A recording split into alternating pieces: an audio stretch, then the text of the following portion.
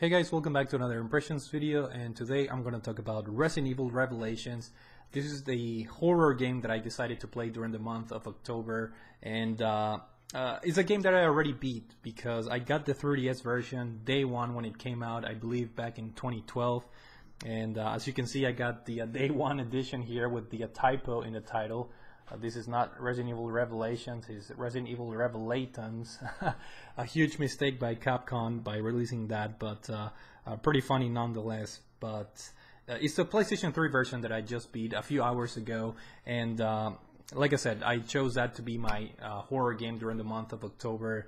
I'm also playing Typing of the Dead on Steam, and I'm on the last chapter, so I may do an impressions video on that game later on, but I don't usually do impressions on digital games.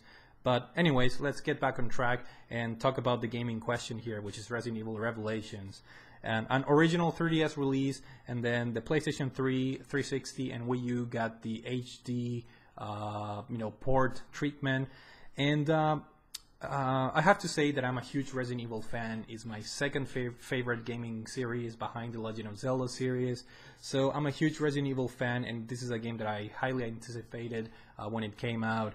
And I have to say that the overall product is very good, and I'm very happy with the game. Even though there are some things that really bother me from a Resident Evil fan point of view. And one of the things that bother me the most is actually the story. I don't want to get too much into the story because I don't want to spoil too much, but it's basically a very BS type of story.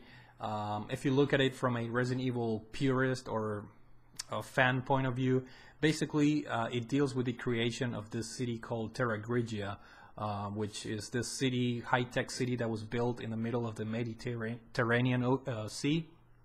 And it got attacked by a terrorist group that decided to use biological weapons to, cause, their terrorist acts. And the government has the brilliant idea of just using this satellite weapon that uses like solar power to, shoot from the satellite into the city and destroy the entirety of the city.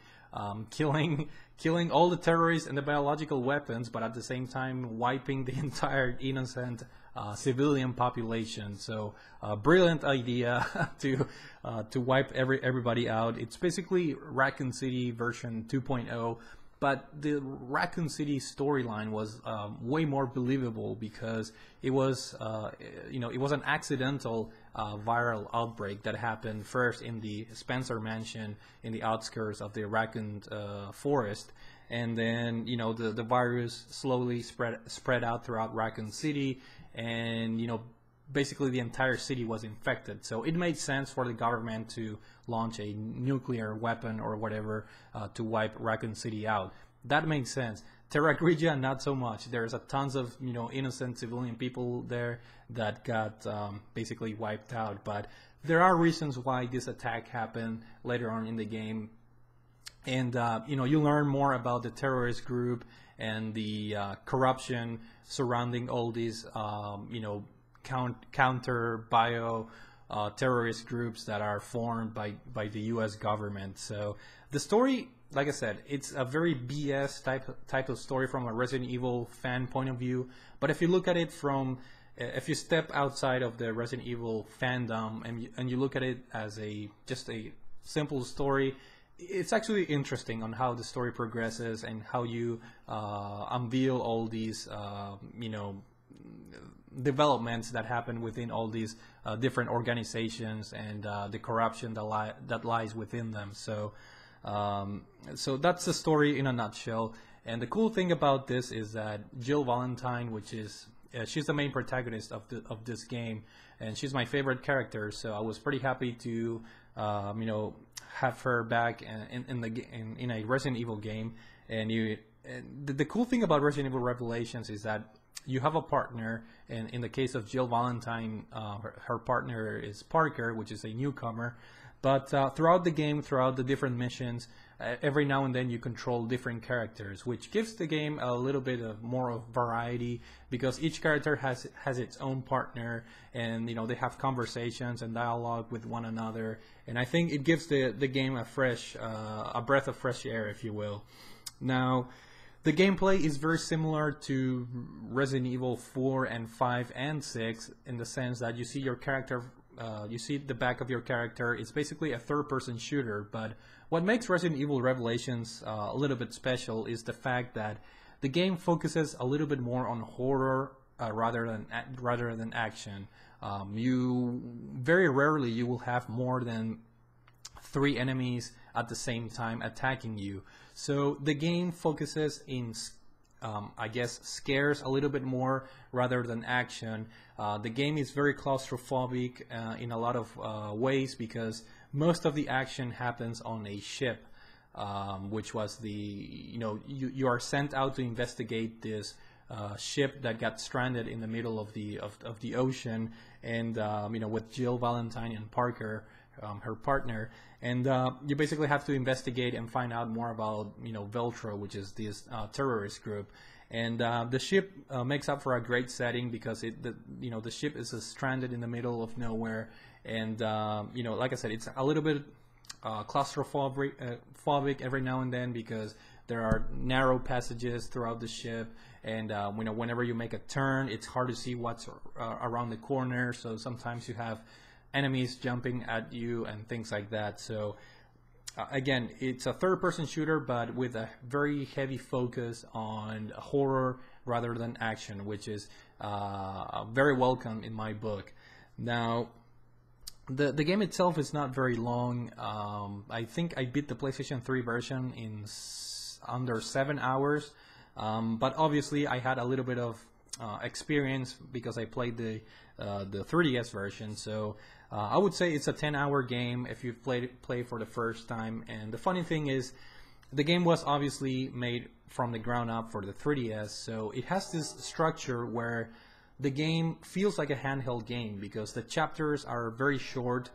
Sometimes each episode is divided into small segments, and you can beat those segments in like 15 minutes, no more than 20 minutes, I would say, depending on how fast you want to beat them.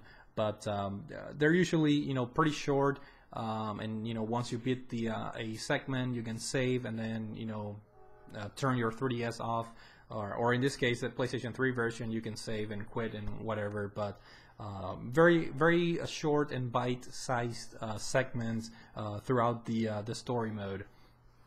And the cool thing is the setting of the game, like I said, is the ship for the most part, called the Queen Zenobia. But when you switch to different characters in the storylines, whenever you control, for example, Chris Redfield, you play in a different setting, which is really cool. And then you have a bunch of newcomers, Quint, and again, his setting it's different than the ship. So there's a little bit of a switch of environments that keeps the gameplay fresh, in my opinion. Also, a very cool system in which you have a scanner that you use by holding one of the trigger buttons, and you can scan the environment to find extra items or different packs that allow you to upgrade your weapons, and you can put more firepower in your weapons. You can have more capacity, faster reload speed, and things like that. Kind of similar to what Resident Evil 4 did, and obviously in Resident Evil 4 you have the merchant. Here you have to find these parts and customize your weapon, which is very important because some of the boss battles in these games are pretty tough, and so you're gonna need upgraded weapons, and you're gonna need to find every piece of ammo that you can possibly find, because the enemies are tough in this game. And the reason why they're tough is because they usually, like I said, they don't attack in big groups. It's usually 1 or 2 enemies coming at you, so they have more health than your usual or your typical zombie. And speaking of enemies, this is a new type of virus. It's a derivation of the T virus. It's called the T Abyss virus. And the enemies, for the most part, they're called the ooze, I think. And they're all brand new types of enemies. You do have some classic enemies such as the hunters, obviously, but for the most part, they're brand new enemies, which they all have their own different type of attacks, and you have to obviously kill them in different ways, which is pretty cool, and a break from the typical zombies that you see in other Resident Evil games. So the enemies are pretty fun to battle in this game, and like I said, the setting in the ship is very well suited for this type of game. Now, as far as the graphics go, I have to say that the 3DS version of this game is probably one of the best, if not the best looking game on the system. The 3D effect was amazing. If you crank all the way up the 3D, and you can even go to the options menu and add a greater 3D effect, which makes the game like a super 3D game that it gave me headaches when I was playing, but it has one of the most intensive 3D effects of any 3DS game. And the game itself looked amazing. Like I said, I think this is probably the best looking 3DS game out there. The PlayStation 3 version, not so much. You have to keep in mind that because this was a game built from the ground up for the 3DS, the resolution, obviously, it's a much smaller resolution, and now they had to enlarge everything and stretch everything to make it, HD. So it's a good looking game for the PlayStation 3 version, but it's not obviously not as good looking as Resident Evil 5 or Resident Evil 6, which were games that were built from the ground up for those consoles. So even though this is an HD port, the graphics are, in my opinion, not very impressive, but they're good enough to be enjoyable. The performance it's good. There are really no frame rate drops, but at the same time, the game plays on a solid 30 frames per second. Nothing too great about that. The soundtrack, for the most part, it's good. The sound effects are good. There's a lot of dialogue in the game. I thought the script was it's still a little bit cheesy. I think it's kind of like a staple in the Resident Evil games nowadays to have somewhat of a cheesy dialogue every now and then. But for the most part, the character interactions in the game are pretty good. And I enjoyed, listening to the characters interact with one another and so forth. But overall, I think Resident Evil Revelations is a very fun game. Unfortunately, the story is just way out there. But then again, I thought that the storyline for Resident Evil 6, for example, it's also way out there. So at this point in the game, as far as the Resident Evil series, the story is just it's just a mess.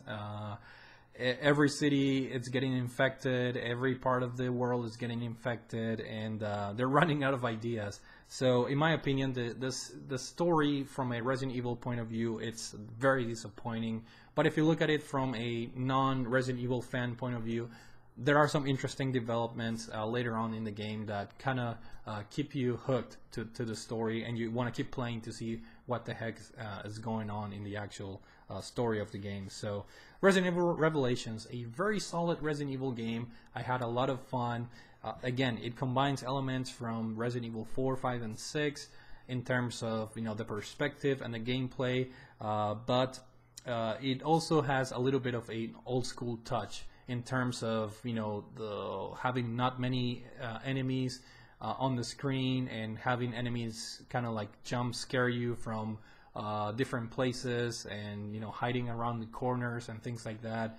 So in my opinion, a very fun game that has a very healthy replay value thanks to the raid mode, which that's the reason why I put around 40 hours on the 3DS version of the game, because once I beat the main campaign, which is again around 10 hours, I jumped into the raid mode, which is, and you can play it online with more people, with one extra person, and it's kind of like a time score based game where the faster you beat a level, the more kills you get, the more points you get, and you can buy better equipment and things like that. It's a very addicting mode, and it has plenty of stages. I think like 20 stages.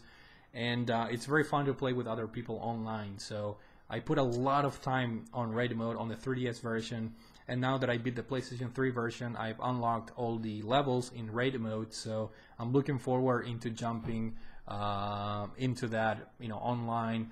I don't know if there's gonna be a lot of people playing this version of the game right now, but I'll give it a shot and see what the and play raid mode again, because it's really fun, really addicting, and you get equipment all the time, and you always try to get better scores and a better ranking to get more points to upgrade your weapons and things like that. So overall, Resident Evil Revelations, a very solid game that if you're a Resident Evil fan, I highly recommend you check this game out, because in my opinion it's much better than other games in the mainline series. So anyways, hopefully you guys enjoyed the video, and thank you for watching.